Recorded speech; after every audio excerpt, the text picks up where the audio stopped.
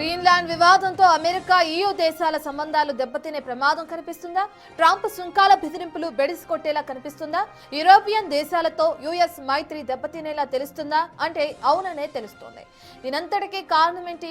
ఆ డీటెయిల్స్ ఏంటి పరిశీలిద్దాం.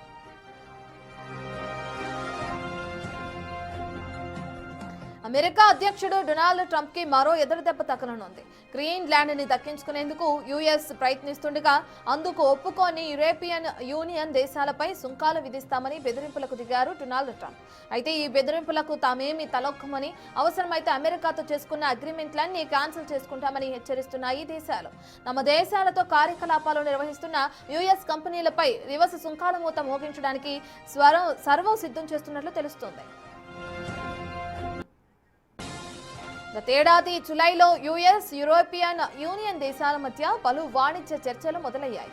కానీ ట్రంప్ తాజా వార్నింగ్లతో ఈ ఒప్పందాలు దాదాపు రద్దయ్యే పరిస్థితి కూడా కనిపిస్తుంది.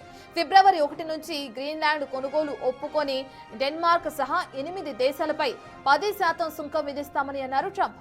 అప్పటికే ఒప్పుకోకుంటే ఈ సుంకం జూన్ 25 నుంచి 25% కూడా పెంచుతున్నట్లుగా కూడా హెచ్చరించారు.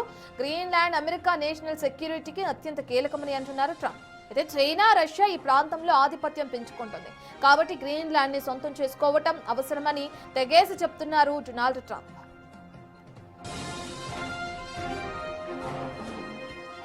డెన్మార్క్ తో పాటు యూరోపియన్ దేశాలు ఈ ప్రతిపాదన తిరస్కరించాయి. పలు EU దేశాధిపతులు సైతం సోషల్ మీడియా వేదికగా అమెరికా బెదిరింపులకు తలవంచే ప్రసక్తే లేదంటున్నారు.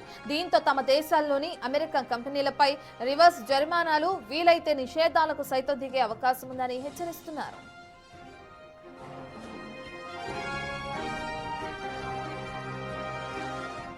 ఇక ట్రంప్ సైనిక చర్య తీసుకోవచ్చనే భయంతో జర్మనీ, స్వీడన్, ఫ్రాన్స్, గ్రీన్లాండ్ తో సహా తమ దళాలను ఇప్పటికే మోహరించాయి. డెన్మార్క్ కూడా తన సైనిక ఉనికిని మరింత పెంచుకుంటుంది. ట్రంప్ సైనిక చర్యకు పాల్పడితే నాటో కూటమి కుప్పకూలిపోతుంది. ఈ ఘటన ట్రాన్స్ అట్లాంటిక్ భద్రతా వ్యవస్థను తీవ్రంగా దెబ్బతీసే అవకాశం ఉందని అంచనా.